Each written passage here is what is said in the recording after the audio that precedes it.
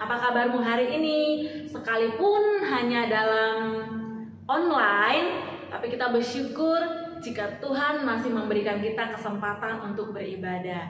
Baik anak-anak, Ibu mau bertanya kepada kamu, siapakah di sini pernah kehilangan seseorang? Sahabat mungkin? Iya, Ibu Jita pernah mengalaminya. Saya pernah mengalami seseorang yang sangat berarti di dalam hidup saya. Itu adalah teman baik Ibu Jita, seorang cewek waktu SMA. Saya mengalami kehilangan dia. Saya merasa dia selalu ada untuk saya. Tetapi pada suatu ketika dia tidak seperti yang saya harapkan. Saya merasa kehilangan. Ada nggak kalian yang seperti Ibu Juwita? Mungkin ada. Tapi ingat satu hal, ada satu sobat yang tetap setia, yang tidak pernah meninggalkan kita. Siapakah itu? Tuhan Yesus. Yuk kita bernyanyi, kita angkat pujian. Ada satu sobatku yang setia.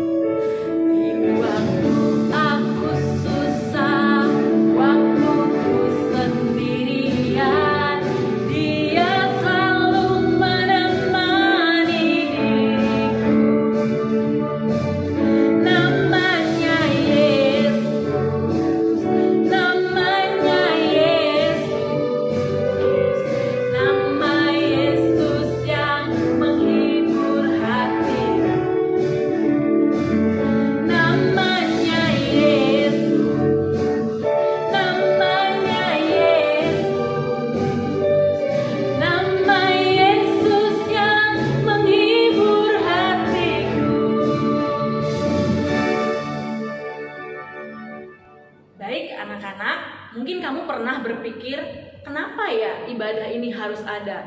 Padahal firman Tuhan hari ini kok nggak ngena ya di hati saya. Firman Tuhan hari ini mengajarkan tentang A, tetapi masalah saya tentang B. Pernah nggak anak-anak berkata seperti itu? Atau pernah nggak anak-anak kami berpikir, wah ini ibadah adalah suatu hal yang sia-sia nih, nggak ngena di hati saya. Pernah nggak?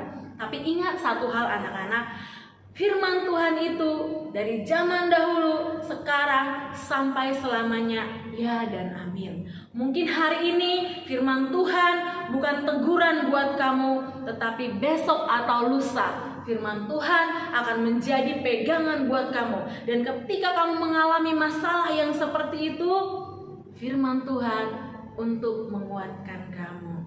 Baik, kita akan siapkan hati kita akan mendengarkan firman Tuhan. Sebelum kita angkat pujian, mari kita bersatu di dalam doa. Allah yang baik, kami bersyukur segala kebaikan-Mu di dalam kehidupan kami. Kami menyerahkan seluruhnya kehidupan kami, bahkan anak-anak ini, ke dalam tangan pengasihan Tuhan. Engkau yang menolong, Engkau yang memberkati. Tuhan, sebentar kami mau mendengar firman-Mu. Berikanlah kami telinga yang mendengar, berikanlah kami hati yang taat, sehingga firman-Mu ya Allah boleh menjadi tongkat ketika kami berjalan di jalan yang penuh dengan bebatuan, sehingga firman-Mu boleh menjadi terang ketika kami berjalan di dalam kegelapan. Hadirlah Engkau di hati kami ya Allah, kami siap mendengarkan firman-Mu. Amin. Oke, kita angkat pujian. Kalau aku cari damai, hanya ku dapat di dalam Yesus.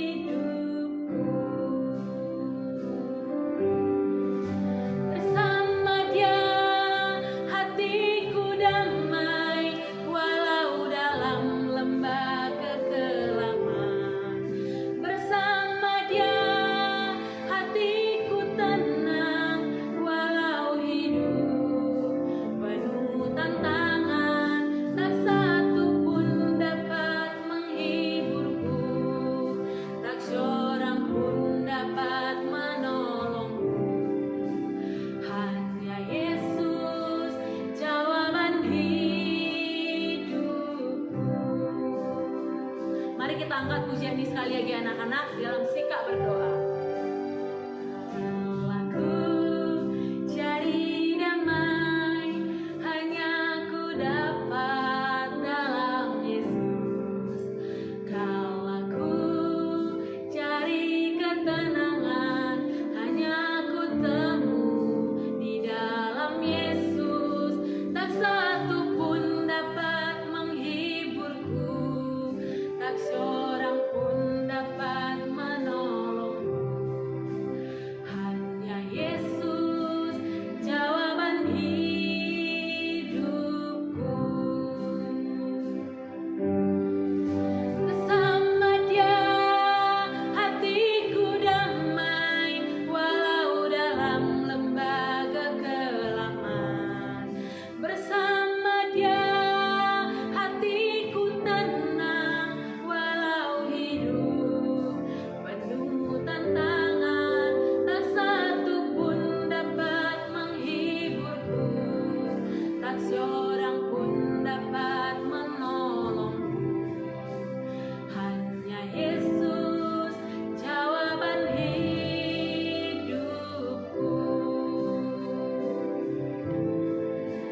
Hanya Yesus jawaban hidupku.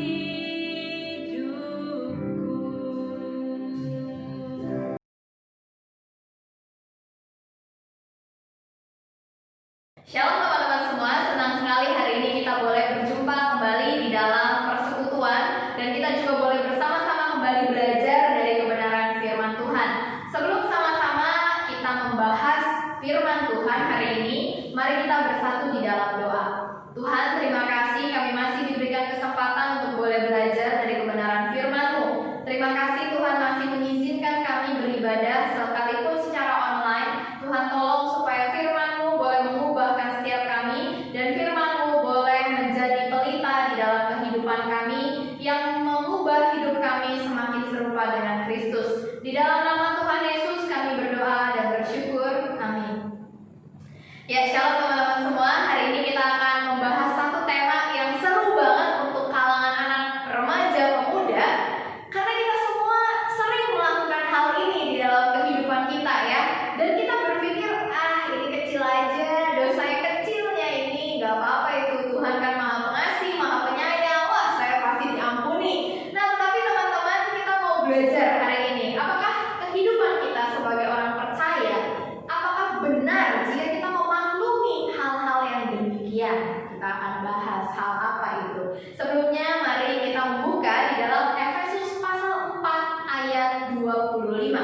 Efesus pasal 4 ayat 25. Perikop kita hari ini berjudul Manusia Baru. Saya akan membacakannya untuk kita semua. Efesus 4 ayat 25 berbunyi demikian.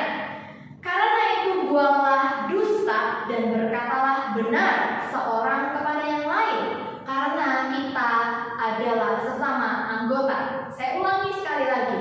Karena itu buanglah dusta dan berkatalah benar seorang kepada yang lain, karena kita adalah sesama anggota.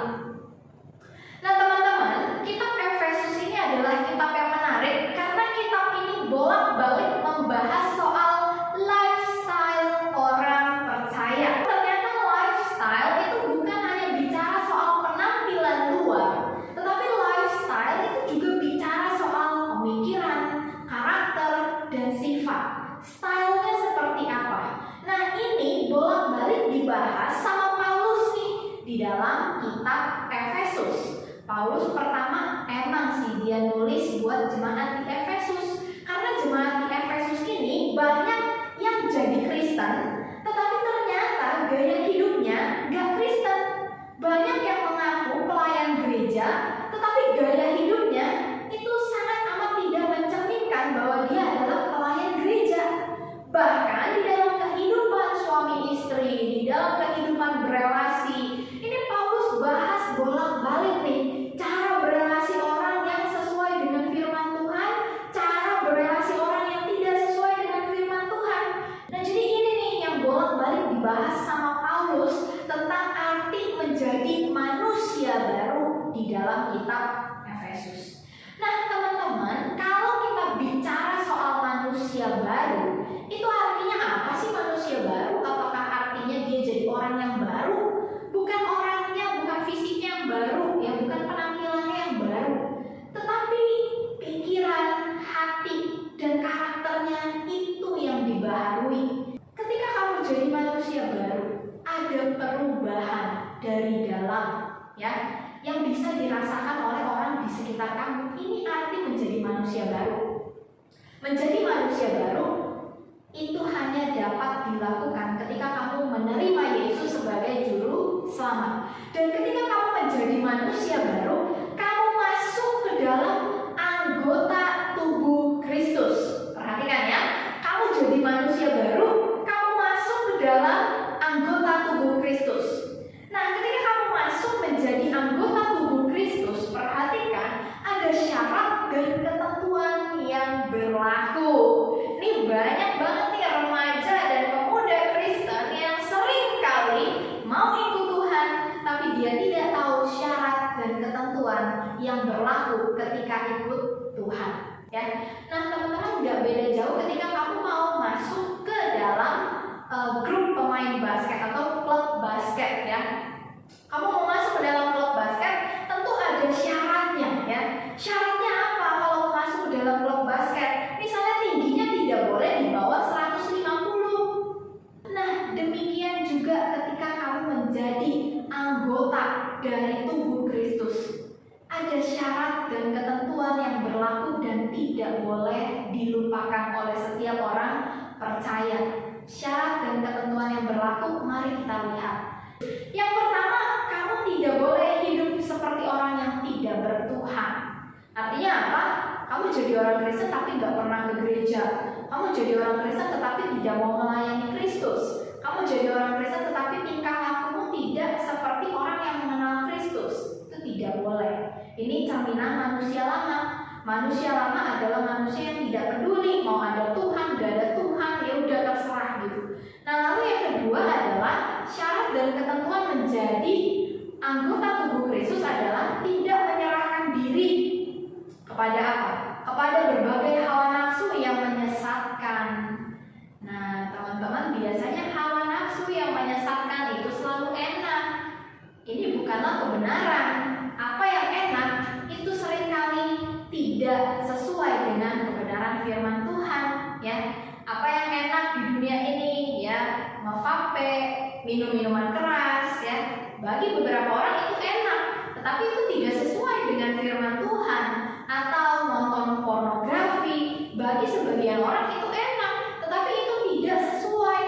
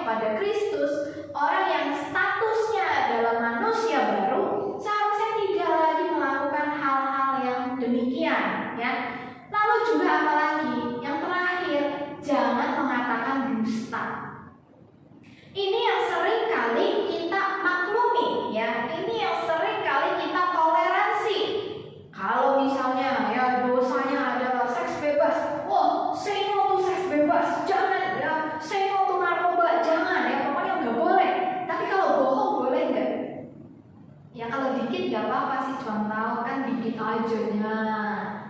Gak dosanya itu Tuhan kan tahu saya tuh sebenarnya bohong demi kebaikan.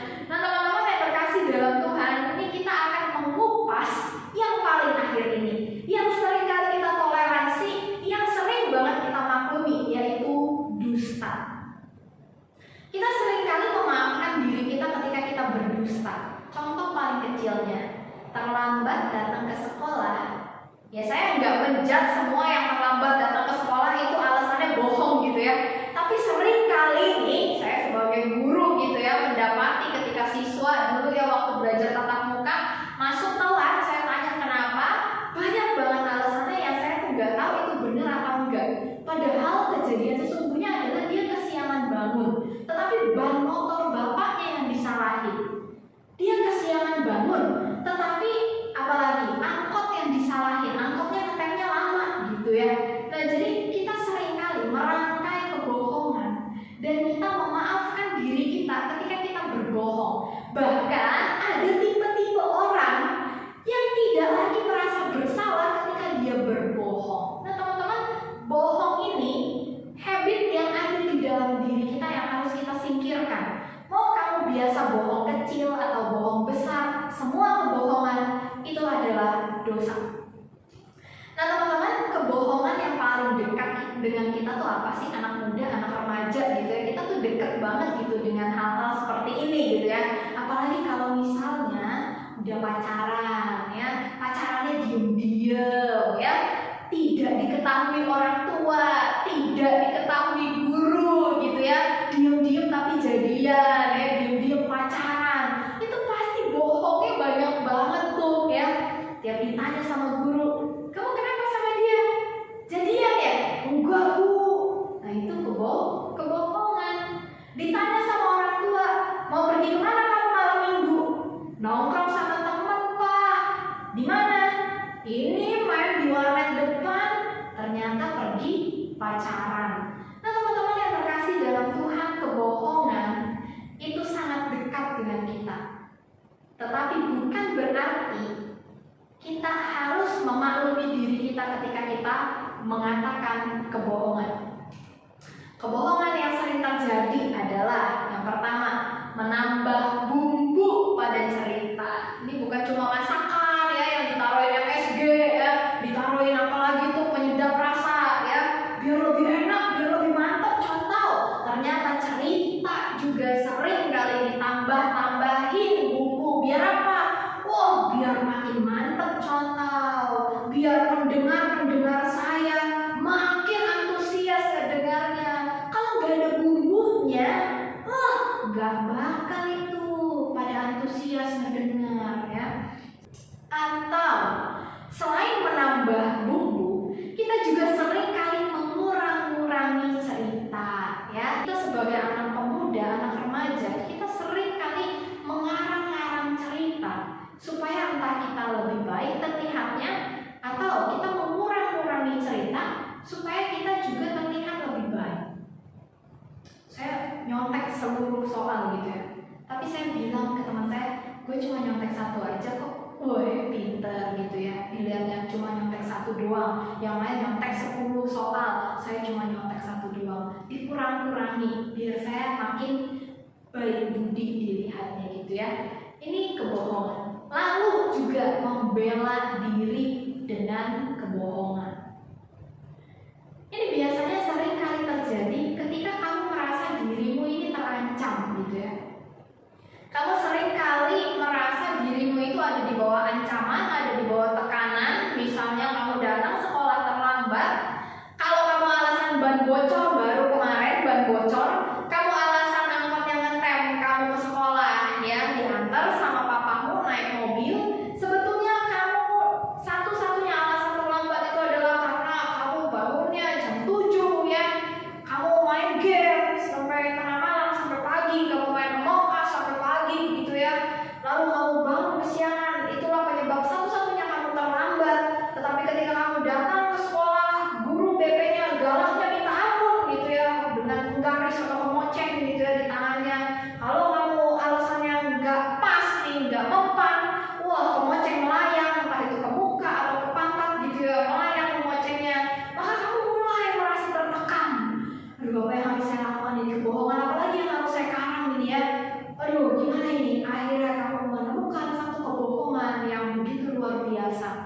wah Pak, mama saya sakit, maka tadi saya harus merawat mama saya terlebih dahulu, baru saya bisa pergi ke sekolah. Wah, mulia sekali alasanmu ini.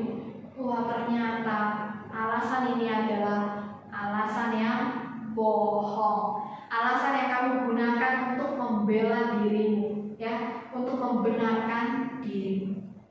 Teman-teman, ini adalah kebohongan. Tidak ada yang namanya bohong putih, ya. Tidak ada yang namanya kebohongan demi kebenaran. Kebohongan tetap kebohongan. Dosa tetaplah dosa. Dusta sama dengan dosa, ya. Jangan kau berpikir, saya akan berbohong demi kebaikan, ya. Biar saya dan pacar saya tetap awet hubungannya, maka ya ketika saya chattingan sama cewek lain, yang gak apa-apa lah, saya hapus, saya bohongin dia sedikit. Ini demi kebaikan kita bersama gitu. Biar saya dan dia langgeng. Kebohongan tetaplah kebohongan, teman-teman. Tetaplah dosa di mata Tuhan. Lalu ini yang paling sering juga terjadi, berbohong untuk menjelekkan orang lain atau memfitnah orang lain. Menjadi orang-orang yang dengan mudah mengeluarkan fitnah, mengeluarkan kata-kata bohong tentang sesama kita gitu ya. Mengeluarkan kata-kata yang tidak ada buktinya tentang sesama kita gitu. Kita iri melihat dia, lalu bagaimana caranya saya bisa menjatuhkan dia? Caranya yaitu salah satunya dengan mengarang kebohongan tentang dia. Mengarang kebohongan, mengarang sebuah fitnah tentang orang lain yang tidak ada buktinya, itu adalah perbuatan yang sangat tercela, teman-teman. Nah, jadi inilah kebohongan yang sangat dekat dengan kita, dan seringkali kita maklumi gitu ya. Kita memaklumi diri kita waktu kita melakukan kebohongan tersebut. Menambah bumbu dalam cerita, mengurangi bumbu dalam cerita, lalu juga melakukan kebohongan untuk membela diri, lalu juga memfitnah orang lain. Itu bukanlah cara hidup manusia baru. Mau kamu iri seiri apapun sama orang, kamu tidak pernah berhak memfitnah orang tersebut atau menjelekkan orang tersebut dengan hal-hal yang tidak pernah terbukti. Kamu mau kelihatan hebat, tidak usah dengan kebohongan, tetapi buktikan jika kamu hebat, jangan dengan kebohongan, ya. Buktikan secara nyata gitu ya. Nah, jadi teman-teman, jangan pernah memaklumi diri ketika kamu tahu dirimu ini sedang berdusta. Yang tahu kita sedang berdusta atau enggak itu cuma dua, kamu dan Tuhan yang tahu. Terus kalau ketahuan ya apes, orang lain juga tahu gitu ya, kamu sedang berdusta. Tetapi sesungguhnya dusta itu paling pertama yang tahu itu kita dan Tuhan, teman-teman. Sebelum orang lain tahu, orang lain tuh nggak pernah mengira itu tuh ternyata dusta, ya. Paling curiga, iya. Tetapi yang pertama kali itu kita dan Tuhan kalau kita tuh sedang berdusta. Dan ini bukanlah cara hidup manusia baru di dalam Kristus. Karena manusia baru di dalam Kristus dikatakan harus membuang dusta dan berkata benar. Membuang dusta itu berarti yang pertama kamu harus waspada terhadap dusta dan selalu berusaha berkata benar. Ya, selalu berusaha, ada usaha untuk berkata benar, bahkan sekalipun kebenaran yang kita katakan itu membawa resiko kepada kita. Kalau kamu memang datang sekolah terlambat karena kesiangan, kamu kebanyakan main game, berani gak kamu jujur sama guru BP-mu walaupun akhirnya kamu mungkin harus menerima sanksi gitu ya. Berani gak kamu jujur? Berani gak kamu jujur sama orang tuamu gitu ya? Kalau kamu mau pergi pacaran gitu ya, berani gak jujur sama orang tuamu? Kamu yang hari ini berbohong sama orang tuamu, bilangnya mau pergi kerja kelompok, ternyata ke warnet, berani gak kamu itu sebenarnya jujur? Contoh kalau saya jujur gak bakal dikasih. Nah, teman-teman, itu resiko dari kejujuran, ya. Kejujuran itu harus dibarengi dengan ketaatan. Waktu kamu udah jujur, mas saya mau warnet, kalau gak dikasih ya taat gitu. Daripada kamu bilang mau kerja kelompok, tetapi kamu pergi ke warnet, kamu berbohong, kamu mendukakan hati Tuhan. Lalu yang kedua, teman-teman, dusta itu identik dengan kebiasaan manusia lemah. Ini kebiasaan orang berdosa adalah berdusta. Ingat, bapak segala dusta itu adalah iblis. Jadi waktu kamu rajin berdusta, maka bapakmu itu bukanlah Yesus Kristus. Iblis. Iblis adalah bapak segala dusta, maka anak iblis pasti rajin berdusta. Dusta adalah hal yang tidak sesuai dengan kebenaran firman Tuhan, tidak sesuai dengan ajaran kekristenan. Maka ketika kamu jadi orang Kristen yang rajin berdusta, patut dipertanyakan kekristenanmu itu selama ini seperti apa. Karena orang Kristen, dia itu selalu berusaha berkata benar, berkata jujur. Lalu yang ketiga, membuang dusta adalah lifestyle manusia baru di dalam Kristus. Teman-teman, mari kita membiasakan diri kita untuk berkata benar. Mulai dari hal-hal yang kecil. Mari kita mulai berkata jujur, ya. Jujur dengan gurumu, jujur dengan orang tuamu, jujur dengan teman-temanmu. Bahkan kalau misalnya ya yang udah punya udah punya gebetan ya, jujur dengan gebetan. Mari kita jadi orang yang belajar untuk jujur. Teman-teman, tentu kita tahu kisah Pinocchio ya. Pinocchio itu ketika berbohong hidungnya panjang ya. Kalau kita sekarang kita berbohong, apakah ada sesuatu yang terjadi di dalam diri kita? Hidung kita tambah panjang enggak? Enggak kan? Tubuh kita kenapa-napa enggak? Enggak. Kalau orang bohong terus dia langsung mati, saya yakin tidak akan ada orang yang menjadi pembohong. Karena sekali bohong langsung mati. Tapi ini karena ketika kita bohong tidak terjadi apa-apa dengan diri saya, maka saya merasa ya udah nggak apa-apa bohong gitu. Toh nggak terjadi apa-apa di dalam diri saya. Kalau kisahnya Pinocchio hari itu dia takut berbohong karena apa? Hidungnya bakal panjang terus, ya, dan nggak bisa dan susah ngebalikinnya gitu ya. Nah jadi kenapa dia takut bohong? Karena akan terjadi sesuatu pada dirinya. Nah kita hari ini tidak takut berbohong karena apa? Mungkin kita merasa tidak akan ada yang terjadi pada diri kita, tetapi sesungguhnya ketika kita hari ini berbohong, akan ada yang terjadi pada kita di hari penghakiman nanti. Mari kita membaca sama-sama di dalam Mazmur 5 ayat 6. Engkau membinasakan orang-orang yang berbohong, Tuhan jijik melihat penumpah darah dan penipu. Teman-teman, ayat ini begitu keras, menyatakan kepada kita Tuhan membenci dan membinasakan orang-orang yang berkata bohong. Karena kebohongan tidak sesuai dengan ajaran firman Tuhan, kebohongan tidak sesuai dengan kebenaran firman Tuhan. Tidak ada bohong besar atau bohong kecil. Semua kebohongan menjijikkan di mata Tuhan. Hari ini kita belajar untuk menjadi anak-anak yang berusaha berkata benar, tidak membohongi orang-orang di sekitar kita, menjadi orang-orang yang apa adanya sesuai dengan kebenaran firman Tuhan.